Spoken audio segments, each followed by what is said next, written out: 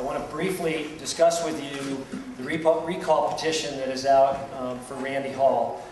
And I need to let you know that it was rejected today because it is not in the proper form. The clerk's office is open for those that filed the petition. It can be corrected very easily. There's some wording problems and it needs to be on one page, and it was filed on 2 pages. There are a number of issues that came up in that petition that I think need some defense on Randy's part since he's not here.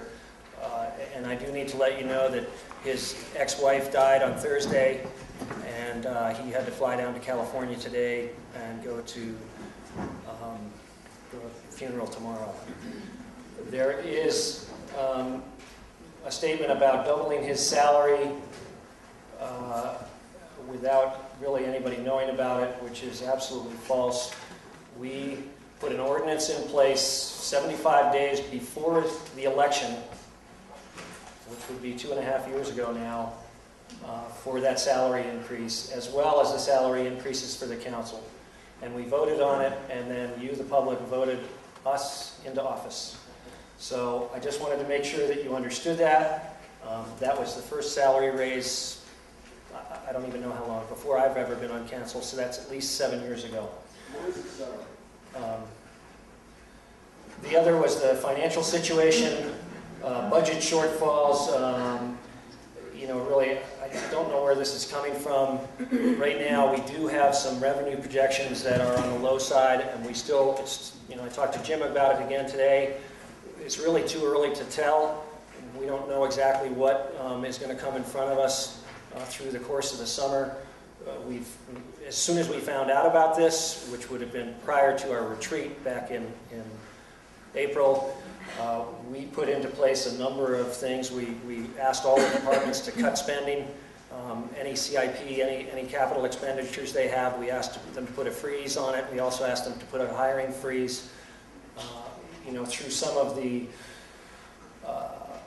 management really skills that we've put into place, we were also able to come up with a $300,000 refund from our insurance company, which to me was a wonderful thing that had been put in place. It certainly helps us out this year.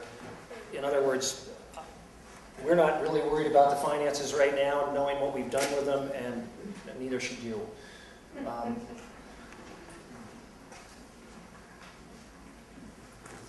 We also, in that vein, collected bills that were past due. Randy did that, made phone calls to the Blaine County Housing Authority, the YMCA, and some others. There is something in the recall petition about going outside the budget ordinance. The only thing that I'm aware of was the Castle Rock fire that we had to go out of budget with, which we were 100% refunded for, but we had to go out of budget to fund all the firefighters. Ketchum had to pay first and then got refunded by the Fed. Which, by the way, Randy volunteered his time between 14 and 18 hours every single day of that fire. There also was mention of the retreat being outside of Blaine County. I was on the PMZ when prior administrations went to Aspen twice, Telluride once, Jackson at least once, Park City once, and under Andy's term we have gone to Wild Horse, and we have gone to Hagerman, and we have gone to Haley. And we have certainly notified everybody and tried to make them a part of it. As you all know, a retreat is a place where we try and go and make a plan for the next year, sometimes 6 months, 1 year, and 18 months, and sometimes long term if we can get there. There's a remark that he had failure to listen to the electorate. I know that Randy gets between 100 and 150 emails and or voicemails a day. It's very difficult to respond to those. I got 97 that I answered today. So if you think that I want to be mayor, you're wrong. And then there's a statement of abuse of power. I really don't know where to go with that. Randy's integrity and his work ethic are beyond any mayor that I've served under.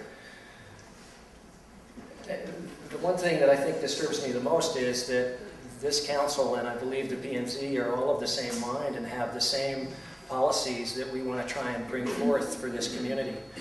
Those being a vital community, one that's economically sound, you know, whether that's hotels or affordable housing. We're not trying to put any of you in a position that jeopardizes your lifestyle or your well-being or the way that you enjoy life. So we've always tried to do the best thing. And if you do sign the petition, I hope you're prepared to serve, because there's going to be a number of us that probably will drop off. I know I will. With that, I'm going to